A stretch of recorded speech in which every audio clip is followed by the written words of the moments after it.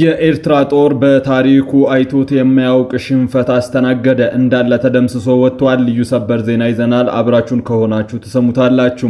የ75 ዓመት ዕድሜ ያላቸውን እናት በአሰቃቂ ሁኔታ የገደለው ግለሰብ ዕድሜ ልክ ጽኑ እስራት ተፈርዶበታል። የችሎት ዘገባውን ወደ እናንተ እናቀርባለን። የሶማሊያ መንግስት ኃይሎች ከዓለም አቀፍ አጋሮች ጋር በመሆን በፈጸሙት ጥቃት ወደ 30 የሚጠጉ የአልሸባብ ታጣቂዎችን መግደላቸው የትንታኔ ዘገባችን አንዱ አካል ነው። ብፁዕ ቅዱስ አቡነ ማትያስ በዓለም ዙሪያ በክርስቲያኖች ላይ እየደረሰ ያለው ጭቆናና መገለል እያየለ መምጣቱን ተናግረዋል። ለሰዓቱ ከመራረጥናቸው ዘገባዎቻችን በቅድሚያ የሚቀርበው ርዕሰ ጉዳይ ነው። ክቡራትና ክቡራን የጥበብ ሚዲያ ቤተሰቦች በዛሬው ቆይታችን እነዚህንና ሌሎችንም ሀገር አቀፍና እንዲሁም ቀጠናዊ መረጃዎችን በዝርዝር ወደ እናንተ እናቀርባለን። ጥበብ ሚዲያ በጋዜጠኞች የተመሰረተ ሚዛናዊና ተአማኒ መረጃዎችን በየዕለቱ የሚያደርሳችሁ ገለልተኛ የሚዲያ ተቋም ነው። ለቤቱ አዲስ የሆናችሁ ሰብስክራይብ በማድረግ የደወል ምልክቷን በማብራት የቤቱ አባል ትሆኑ ዘንድ በታላቅ ትህትና እንጋብዛለን። በቅድሚያም የዕለቱን የቢዝነስ ዘገባዎች አስቀድመን ወደ ዝርዝር ዘገባዎቹ እናልፋለን። ጥበብ ሚዲያ የህዝብ ድምጽ ነው። ዛሬ በኢትዮጵያ ንግድ ባንክ አንድ የአሜሪካን ዶላር 151 ብር ከ6 ሳንቲም ተገዝቶ 154 ብር ከ6 ሳንቲም ይሸጣል። ፓውንድ ስተርሊንግ 198 ብር ከ3 ሳንቲም ተገዝቶ 202 ብር ከ3 ሳንቲም እየተሸጠ ነው። የአውሮፓ ዩሮ 176 ብር ከ5 ሳንቲም ተገዝቶ 180 ብር ይሸጣል። የስዊዝ ፍራንክ 184 ብር ከ9 ሳንቲም ተገዝቶ 188 ብር ከ6 ሳንቲም እየተሸጠ ነው። የኩዌት ዲናር 484 ብር ከ6 ሳንቲም ተገዝቶ 494 ብር ከ2 ሳንቲም ይሸጣል። የቻይና ዩዋን 21 ብር ተገዝቶ 21 ብር ከ4 ሳንቲም እየተሸጠ ሲሆን የተባበሩት አረብ ኤሚሬቶች ድርሃም 41 ብር ከ2 ሳንቲም ተገዝቶ 42 ብር ከ1 ሳንቲም ይሸጣል። የሳውዲ ሪያል 40 ብር ከ4 ሳንቲም ተገዝቶ 41 ብር ከ2 ሳንቲም እየተሸጠ ነው። የኢትዮጵያ ኦርቶዶክስ ተዋሕዶ ቤተክርስቲያን ፓትርያርክ ብፁዕ ቅዱስ አቡነ ማትያስ በዓለም ዙሪያ በክርስቲያኖች ላይ የሚፈጸመው ስደት፣ ግድያና እገታዎችን በመጥቀስ በአሁኑ ወቅት ክርስቲያኖች በከፋ ሁኔታ እየተጉላሉ እንደሆነ ገለጹ። ፓትርያርኩ የገና በዓልና የፈረንጆቹን ዘመን መለወጫ አስመልክተው ባስተላለፉት መልእክታቸው የቴክኖሎጂ እድገትና ቁሳዊ ምቾትን ጨምሮ ዘመናዊ ስልጣኔ ያስመዘገባቸውን ውጤቶች እውቅና ሰጥተዋል።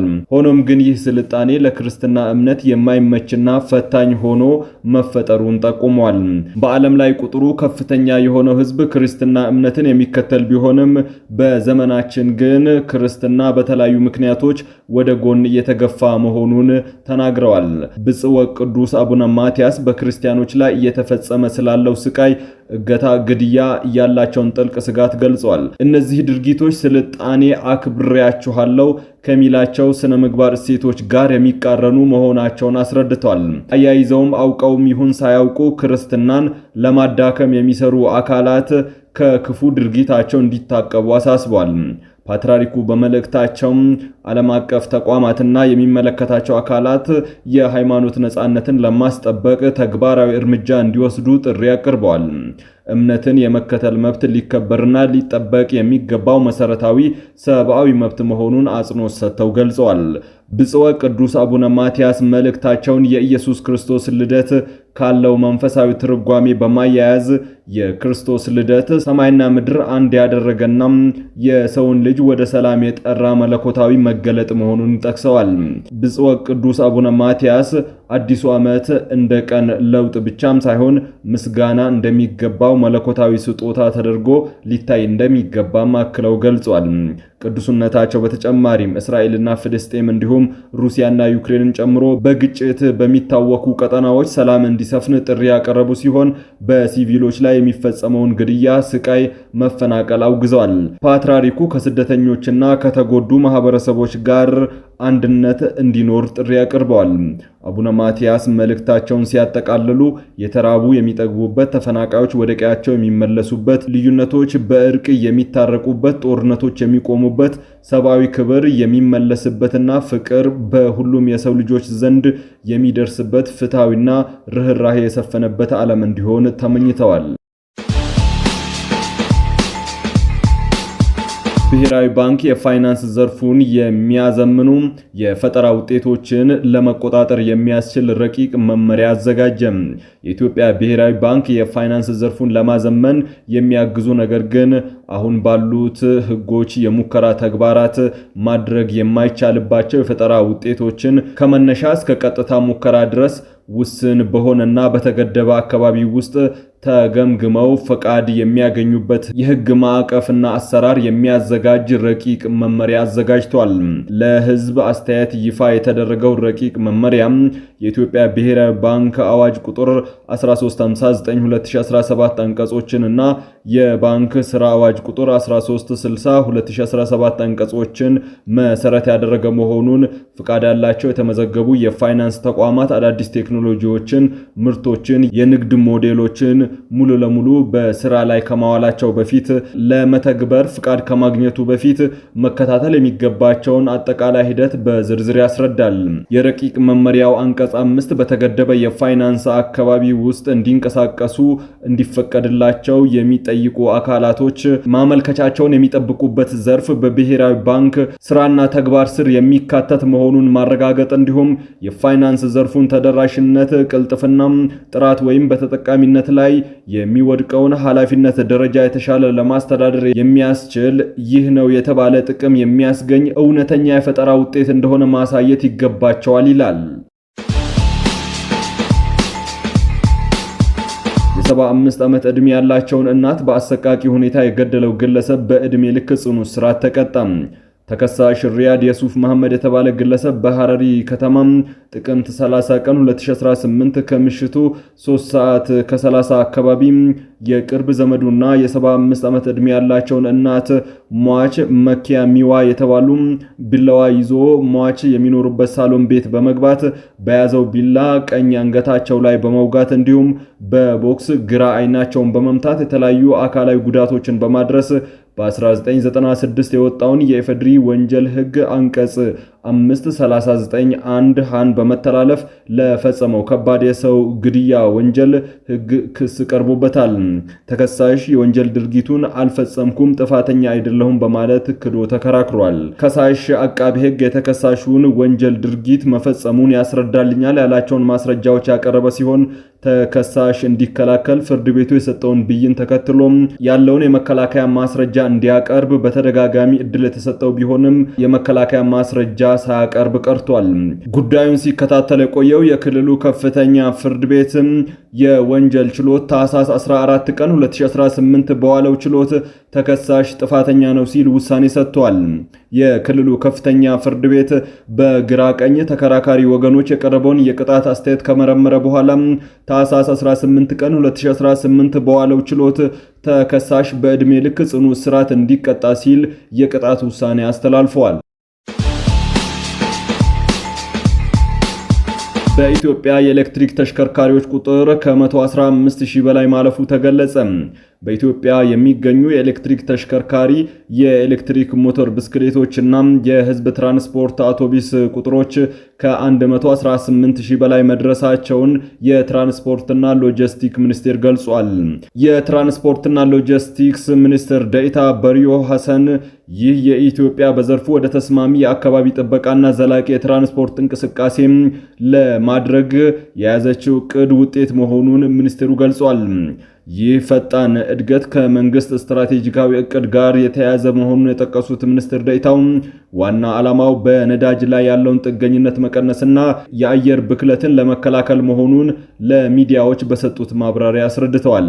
በተጨማሪም ለውጡ በትራንስፖርት ዘርፍ ብቻም ሳይሆን በሀገሪቱ ኢኮኖሚያዊና አካባቢ ጥበቃ ላይም ከፍተኛ ፋይዳ እንዳለው ተመላክቷል።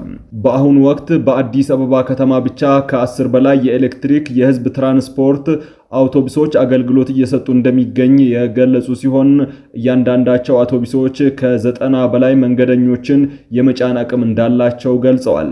እነዚህ አውቶቡሶች በከተማዋ የዕለት ተዕለት የትራንስፖርት ትስስር ውስጥ ንቁ ተሳትፎ እያደረጉ እንደሚገኙም ተመላክቷል። ይህ የኤሌክትሪክ አውቶቡሶች አገልግሎት ሊስፋፋ የቻለውም መንግስት ዘርፉን ለግል ኢንቨስትመንት ክፍት ለማድረግ ከወሰነ በኋላ መሆኑን በሪሆ ገልጿል። ሚኒስትሩ አክለውም መንግስት በሚቀጥሉት 4 ዓመታት ውስጥ የኤሌክትሪክ ተሽከርካሪዎችን ቁጥር ወደ 5% ለማድረስ ማቀዱን ተናግረዋል። ከአዲስ አበባ በተጨማሪ በክልል ከተሞችና በተለያዩ የሀገሪቱ ክፍሎች የኤሌክትሪክ ተሽከርካሪ አገልግሎት እንዲስፋፋ አስፈላጊው ዝግጅት የተደረገ መሆኑንም ገልጸዋል። ነዳጅ የሚጠቀሙ ተሽከርካሪዎች ለከፍተኛ የአየር ብክለት ምክንያት በመሆናቸው የኤሌክትሪክ ተሽከርካሪዎችን ማስፋፋት የመንግስት ዋነኛ ትኩረት አቅጣጫ ሆኖ እንደሚቀጥል አመላክተዋል። ባለፉት ጥቂት ቀናት በሱዳን እየተካሄደ ባለው የእርስ በርስ ጦርነት ውስጥ አዲስ አስገራሚ ክስተት መመዝገቡ ተዘግቧል። የጀነራል አብዱል ፈታህ አልቡርሃን መደበኛ ጦርን ለመደገፍ ወደ ሱዳን ገብቶ የነበረው የኤርትራ ሰራዊት በጀነራል መሐመድ ሐምዳን ዳጋሎ ሐሚቲ በሚመራው የፈጥኖ ደራሽ ኃይል RSF ተከቦ ከፍተኛ ሰብአዊና ቁሳዊ ኪሳራ እንደደረሰበት እየተነገረ ይገኛል። ይህ ጥቃት በኤርትራ ወታደራዊ ታሪክ ውስጥ በቅርብ ዓመታት ካጋጠሙ እጅግ አደገኛና አስከፊ ሽንፈቶች መካከል አንዱ ተደርጎ ተወስዷል።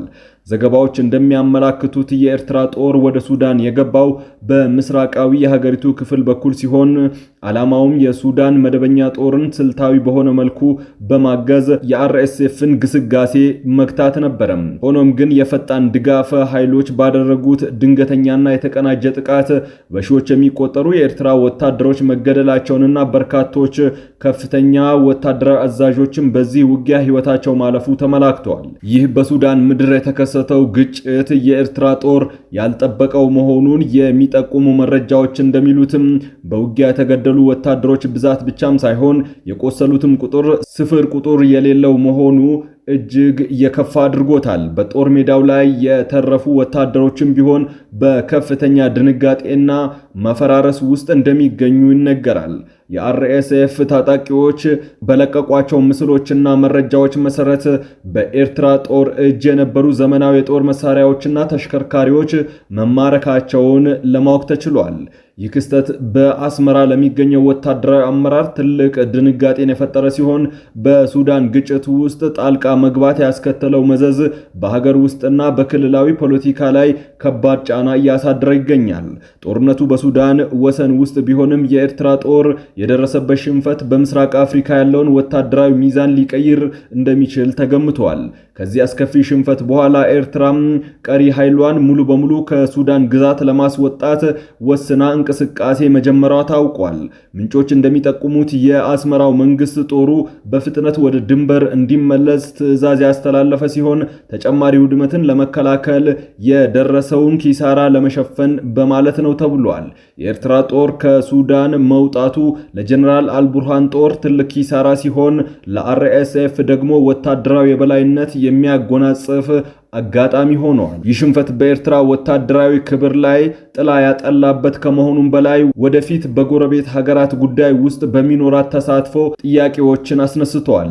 በአሁኑ ሰዓት የሱዳን ድንበር አካባቢዎች በከፍተኛ ውጥረት ውስጥ የሚገኙ ሲሆን የኤርትራ ጦር ሙሉ በሙሉ ለቆ በመውጣቱ በሱዳን ጦርነት ሂደት ላይ የሚያመጣው ተጽዕኖ ዓለም አቀፍ ታዛቢዎች በቅርበት እየተከታተሉት ይገኛሉ። የሶማሊያ መንግስት ኃይሎች ከዓለም አቀፍ አጋሮች ጋር በመሆን በፈጸሙት ጥቃት ወደ 30 የሚጠጉ የአልሸባብ ታጣቂዎች መገደላቸው ተገለጸ። በደቡብ ምስራቅ የሀገሪቱ ክፍል ውስጥ በሚገኘው ጀባድ ጎዳሌ በተባለ ከተማ ውስጥ በተፈጸመ የአየር ጥቃት 29 የአልሸባብ ታጣቂዎች መገደላቸውና በተጨማሪም ለሽብር ጥቃት ሊውሉ የነበሩ ተሽከርካሪዎች እንዲሁም የጦር መሳሪያዎች መውደማቸውን የሀገሪቱ መከላከያ ሚኒስቴር ገልጿል። ሮይተርስ የዜና ወኪል ሚኒስትሩ በኤክስ ገጻቸው ላይ ያወጡትን መግለጫ ጠቅሶ እንደዘገበው በቡድኑ ላይ በተፈጸመው ጥቃት ውስጥ ማንነታቸው ያልገለጻቸው ዓለም አቀፍ አጋሮች መሳተፋቸውን ገልጸዋል። ሽብርተኝነትን በመዋጋት ለሚያደርጉት ድጋፍም ምስጋና ገልጸዋል። ክቡራትና ክቡራን የጥበብ ሚዲያ ቤተሰቦች ለሰዓቱ የመራረጥናቸው ዘገባዎቻችን በዚህ አብቅተዋል። ከኛ ጋር በመሆን መረጃን ከጥበብ ስለተከታተላችሁ ከልብ እናመሰግናለን። ሚዲያችን በጋዜጠኞች የተመሰረተ ሚዛናዊና ተአማኒ መረጃዎችን በየዕለቱ የሚያደርሳችሁ ገለልተኛ የሚዲያ ተቋም ነው። ለቤቱ አዲስ የሆናችሁ ሰብስክራይብ በማድረግ የደወል ምልክቷን በማብራት የቤቱ አባል ትሆኑ ዘንድ በታላቅ ትህትና ጋብዘን ተሰናበትን። ሰላም።